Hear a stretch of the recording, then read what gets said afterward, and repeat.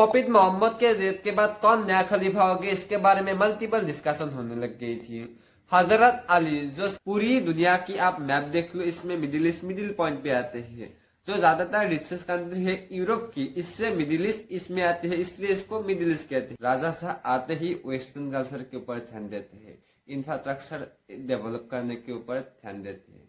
Second world war खत्म हो गया था तो पूरी यूरोप में मोनार्की सेंस होके डेमोक्रेसी आ गया था, और ईरान के लोग भी मोनार्की को सेंस करके डेमोक्रेसी ले आना चाहता था।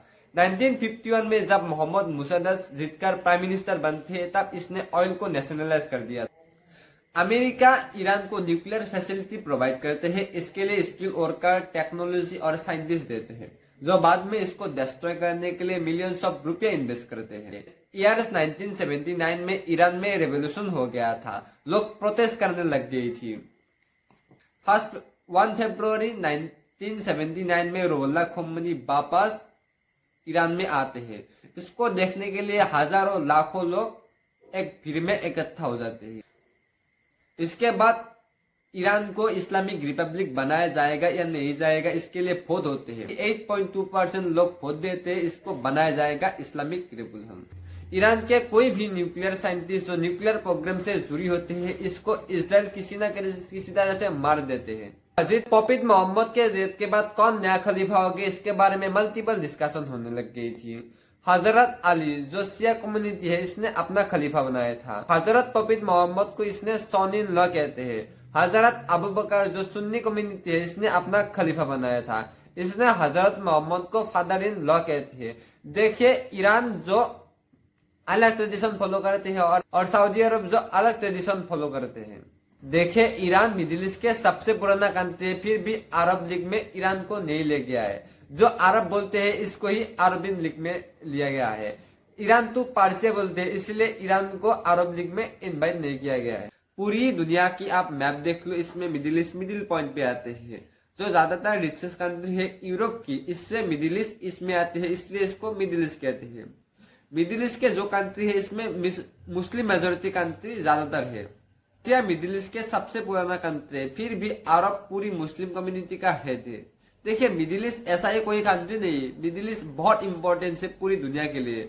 सऊदी अरब, ईरान, इराक, इससे बहुत सारा क्रूड ऑयल जाते हैं पूरी दुनिया से। क्रूड ऑयल बहुत इंपॉर्टेंट है पूरी दुनिया के लिए। ईयर 1779 में ईरान में काजर डायनेस्टी रूल किया करते थे। फहद अली शाहगाजर इसका रूलर था। इस टाइम पर ब्रिटिश एम्पायर और रशिया एम्पायर बहुत स्ट्रांग थी, तो अपना कंट्रोल पूरी दुनिया में करना चाहता था। इसको ग्रेट गेम्स भी कहते हैं। ब्रिटिश एम्पायर इंडिया में ऑक्युपाई किया था और अफ्रीका की कुछ हिस्सों में यूरोप के कंट्री ऑक्युपाई किया था। रशियन एम्पायर पूरी सेंट्रल एशिया में कब्जा किया था। ब्रिटिश ईरान में हमला करे इससे पहले रशियन एम्पायर ईरान में हमला करके ऊपर की कुछ हिस्से जीत लिया था, जो बाद में ट्रीटी ऑफ तुर्कमेनिस्तान और ट्रीटी ऑफ गलजिस्तान हुआ था। इसमें 3 कंट्री बनाया गया था, जॉर्जिया, आर्मेनिया और अजरबैजान। जब यूएसएसआर बनी थी तो ये 3 कंट्री को आपस में मार्च कर लेते हैं रशियन एम्पायर। रशिया पूरी सेंट्रल एशिया में आ गया था, इसके बाद उसको अफगानिस्तान में आना इजी था। आप एक बार मैप देख लो तो आपको पता चल जाएगा कि रशिया कब कहाँ तक था।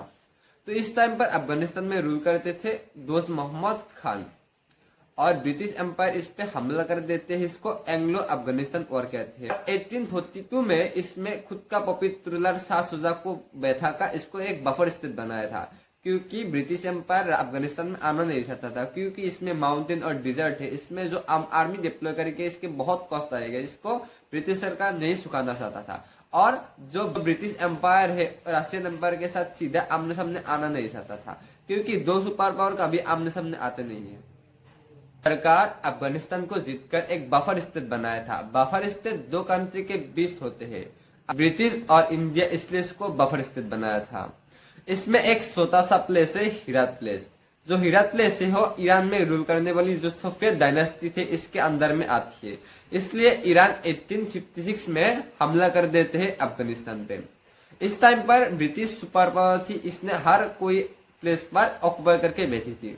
इसके रिटेलिएट में ब्रिटिश बहुत बड़े हमले ईरान पर हमला कर देते हैं। इसका रिजल्ट नहीं निकालते हैं तो 1857 में सीज फायर हो जाते हैं। इसके बाद ट्रीटी ऑफ पेरिस होते हैं, जिसके अंदर जो हीरात प्लेस है उसको अफगानिस्तान में इंक्लूड किया जाते हैं।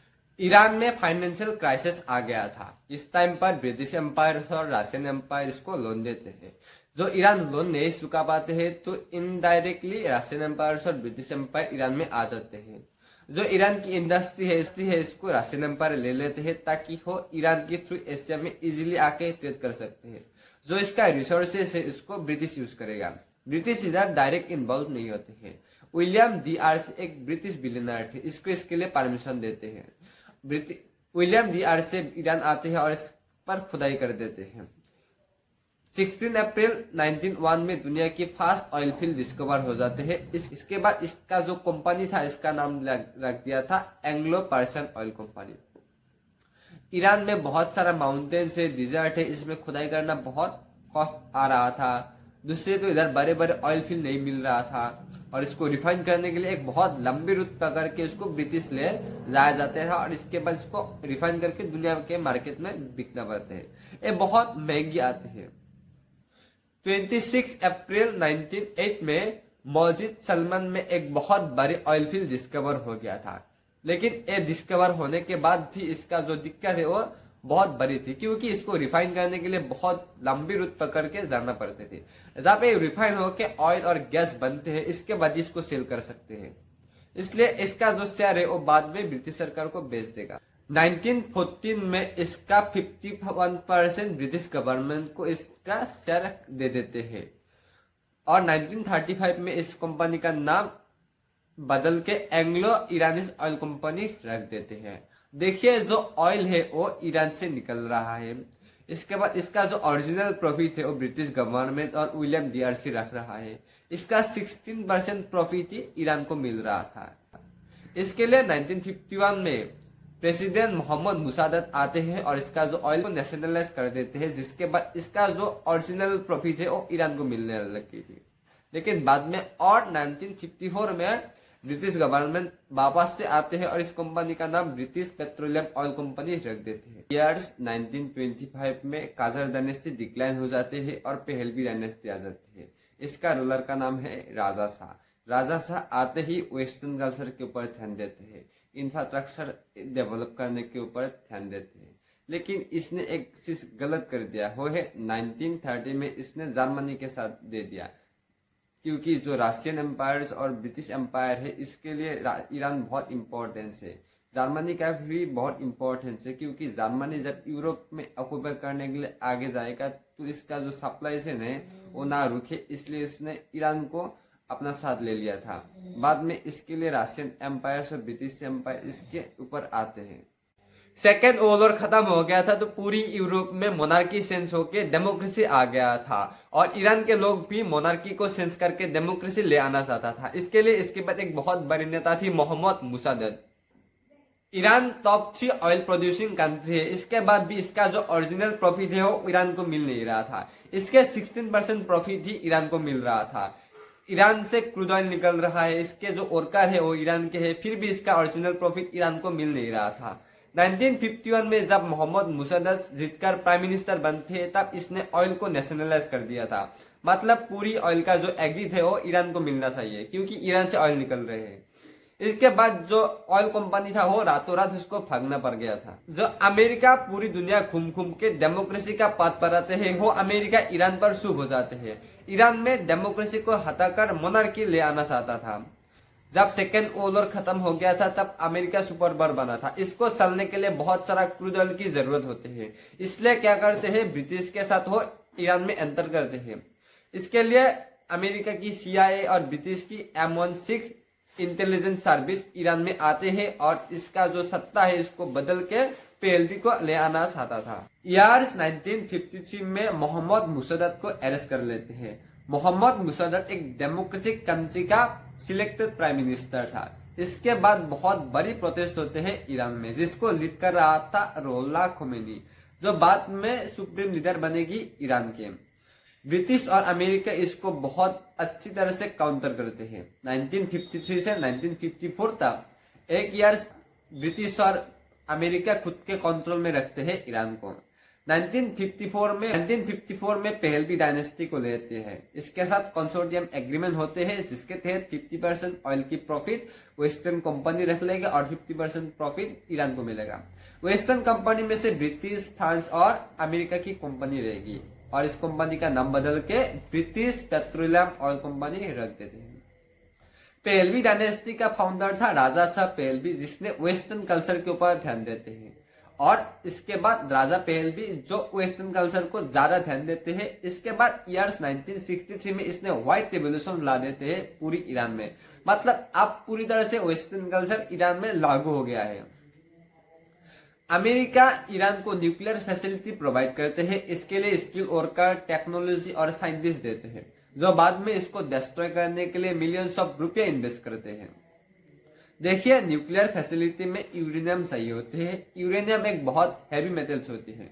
पूरी दुनिया की 2% यूरेनियम इंडिया में है। जब छोटा सा हिस्से यूरेनियम के जिससे एनर्जी बनाया जा सकते हैं, इससे पूरी असम को एक दिन के बिजली दे सकती है। इसलिए पूरी दुनिया यूरेनियम से एनर्जी बनाने के पीछे लग रहा है। देखिए, इंडिया के पास दुनिया की 25% थोरियम है जिससे एनर्जी बनाया जा सकती है। इसके ऊपर इंडिया ध्यान दे रहा है। जब यूरेनियम मिट्टी के नीचे से निकलते हैं तब इस पर दो हिस्सा रहते हैं। यूरेनियम 235 आइसोटोप जिसमें 0.7% यूरेनियम रहते हैं और यूरेनियम 238 आइसोटोप जिसमें 99.3% यूरेनियम है। न्यूक्लियर बॉम्ब बनाने के लिए यूरेनियम 235 आइसोटोप को इंक्रीज करके 90% करना पड़ते हैं। आप सुनते हो कि 60% यूरेनियम ईरान के पास स्टोर हो गया। इस 60% यूरेनियम को इंक्रीज करने के लिए बहुत टाइम चाहिए होते हैं ईरान को। इसके बाद जो 60 है इसको 90 करने के लिए ज्यादा टाइम नहीं और ज्यादा दिक्कत भी सामना नहीं करना पड़ते हैं। जब किसी भी कंट्री के पास 90% यूरेनियम स्टोर हो जाते हैं, इससे 5 न्यूक्लियर वेपन्स बना सकते हैं। किसी भी कंट्री को इससे पूरी तरह से डिमोलिश कर दे सकते हैं। क्योंकि 1954 में जो एग्रीमेंट हुआ था, इस एग्रीमेंट 1973 में एक खत्म हो गया 20 ईयर्स बाद। इसके बाद जो मोनोपोली था वेस्टर्न कंपनी का एक कम हो गया और इसके जो प्रॉफिट है वो ईरान को मिलने लग गई थी। ईरान इस रुपया से अपने मिलिट्री के ऊपर ध्यान देते हैं और इसने अपना मिलिट्री को स्ट्रॉन्ग करते हैं। एक सिनेमा हॉल में मूवी देखने के लिए 470 लोग चली गई थी और इसमें मूवी देख रहा था। अचानक इसमें आग लगते हैं जिसको कंट्रोल करने के लिए ज्यादा कुछ किया नहीं था। इसमें किसी तरह 100 लोग बच के निकलते हैं। इसमें 390 लोगों की डेथ हो जाती है। पहली तो जो मूवी है वो एंटी इस्लामिक था। दूसरी तो जब आग लगी इसको काउंटर करने के लिए कुछ किया नहीं था। इसमें बहुत सारे लोगों की डेथ हो जाती है। आयतुल्लाह रुहुल्लाह खोमेनी इसमें आते हैं और बहुत बड़ी प्रोटेस्ट कर देते हैं ईरान में। इस पूरी प्रोटेस्ट को काउंटर करते हैं। इसमें बहुत सारे लोगों की डेथ हो जाती है। साबाक जो एक सीक्रेट पुलिस सर्विस है, इसने किसी के ऊपर भी शक होते हैं तो उसको अरेस्ट करके अंदर कर देते हैं। ये जो प्रोटेस्ट था ये बहुत बड़ी प्रोटेस्ट होती है। इस प्रोटेस्ट में एंटी गवर्नमेंट का स्लोगन देने लग गई थी पूरी ईरान पर। इस पूरी इंसिडेंट को सिनेमा रॉक्स फायर कहते हैं। आप जाके एक बार देख लीजिए। ईयर्स 1979 में ईरान में रेवोल्यूशन हो गया था। लोग प्रोटेस्ट करने लग गई थी। जो सारा सीक्रेट पुलिस है इसने रुहुल्लाह खोमेनी को ढूंढते रहते हैं अरेस्ट करने के लिए। रुहुल्लाह खोमेनी ईरान से के फ्रांस चली गई। फ्रांस से ये पूरी प्रोटेस्ट को गाइड कर रहा था। मैसेज करके, वीडियो कॉलिंग करके, जाके पॉडकास्ट कर रहा था। इसमें ईरान के बारे में बोल रहा था तो ईरान के लोग रुहुल्लाह खोमेनी को सपोर्ट करने लग गई थी। जो प्रोटेस्ट थे इसको काउंटर नहीं कर पा रहा था राजा पहलवी, तो राजा पहलवी देश छोड़ के भाग जाते हैं। पहले वो इजिप्ट में जाते हैं, इसके बाद अलग अलग कंट्री में जाते हैं। 1 फरवरी 1979 में रुहुल्लाह खोमेनी वापस ईरान में आते हैं। इसको देखने के लिए हजारों लाखों लोग एक भीड़ में इकट्ठा हो जाते हैं।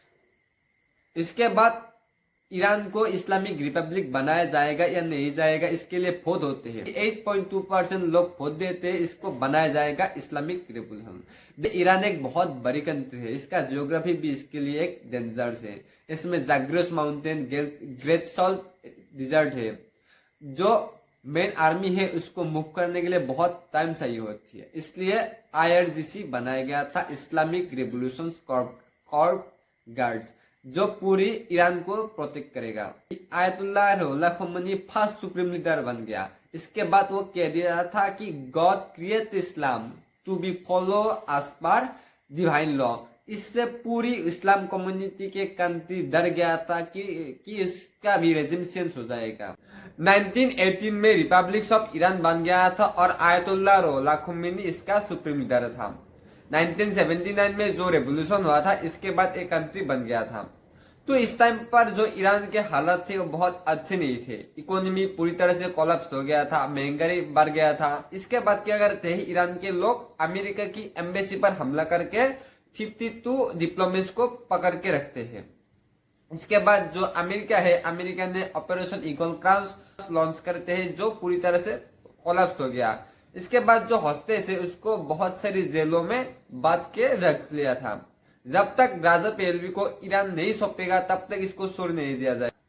राजा पहलवी के डेथ हो गया था इजिप्ट में, इसके बाद इसको छोड़ दिया। ए हिस्ट्री के सबसे बड़ी किसी हॉस्टेस को पकड़ के रखने वाला इंसिडेंट है। इसको 444 डे तक ईरान ने बंदी बना के रखा था ईरान में। अमेरिका इसके लिए कुछ नहीं कर पाया था क्योंकि इसका जियोग्राफी बहुत डेंजर है। देखिए इस टाइम पर अफगानिस्तान में रशिया आ गया था तो ईरान को किसी भी हाल में अमेरिका लेना चाहता था। इसलिए इराक के प्रेसिडेंट सद्दाम हुसैन को अमेरिका मदद करते हैं। सऊदी अरब 35 बिलियन कुवैत 15 बिलियन लोन देते हैं ईरान में हमला करने के लिए। इराक से ईरान 4 गुना ज्यादा बड़ी है। तो 22 फरवरी 1980 को सद्दाम हुसैन ईरान पर एयर स्ट्राइक कर देते हैं 10 एयरफील्ड पर। इराक के 1 लाख सोल्जर्स ईरान पर हमला करके 370 माइल्स अंदर तक घुस जाते हैं और अरबिस्तान और कुर्दिस्तान कब्जा कर लेते हैं। ईरान के लिए कुर्दिस्तान बहुत इंपॉर्टेंट है। कुरान रिवर 7 अरब वाटरवे जिससे ईरान के 90% क्रूड ऑयल पूरी दुनिया के लिए एक्सपोर्ट होते हैं। 1975 में अल्जीरिया एग्रीमेंट के तहत जो 7 अरब की वाटरवे है वो ईरान यूज करेगा क्योंकि वो ईरान के अंदर आती है। देखिए मिडिल ईस्ट में ईरान सबसे बड़ी कोस्टल लाइन होल्ड करते हैं। तो इराक को जब ऑयल सप्लाई करना होता है तो ईरान को छोड़ के जाना होती है। तो ईरान के आईआरजीसी क्या करते हैं, इराक से आने वाले जो ऑयल टैंकर होते हैं इस पर हमला कर देते हैं। 100+ ऑयल टैंकर पर हमला कर देते हैं जिसके कारण पूरी दुनिया में ऑयल क्राइसिस आ गया था। तो बाद में अमेरिका क्या करते हैं, इस पर इंटरफेरेंस करते हैं तो ये वॉर कंट्रोल हो जाते हैं और आईआरजीसी बैकफायर करते हैं और इराक के अंदर घुस जाते हैं। ईरान कुछ नहीं कर पाया, इराक कुछ नहीं कर पाया था तो क्या करते हैं, इराक से कुर्दिस्तान पर केमिकल वेपन चला देते हैं। इसके लिए बहुत सारे लोगों की डेथ हो जाती है और इसके एंसेस्टर पर भी इसका असर देखने को मिलते हैं जो बाद में यूएन इस पर इंटरफेरेंस करते हैं और 1988 में ये वॉर खत्म हो जाते हैं। इसके बीच सीज फायर हो जाते हैं। 1989 में आयतुल्लाह रुहुल्लाह खोमेनी के डेथ हो जाते हैं और 4 जून 1989 में Ayatollah Ali Khomeini next supreme leader बनते हैं। अमेरिका ने जो न्यूक्लियर फैसिलिटी प्रोवाइड किया था पहलवी डायनेस्टी को, आयतुल्लाह रुहुल्लाह खोमेनी ने इसको बंद कर दिया था क्योंकि weapons of mass destruction are forbidden in Islam. We do not believe in using such inhuman activity.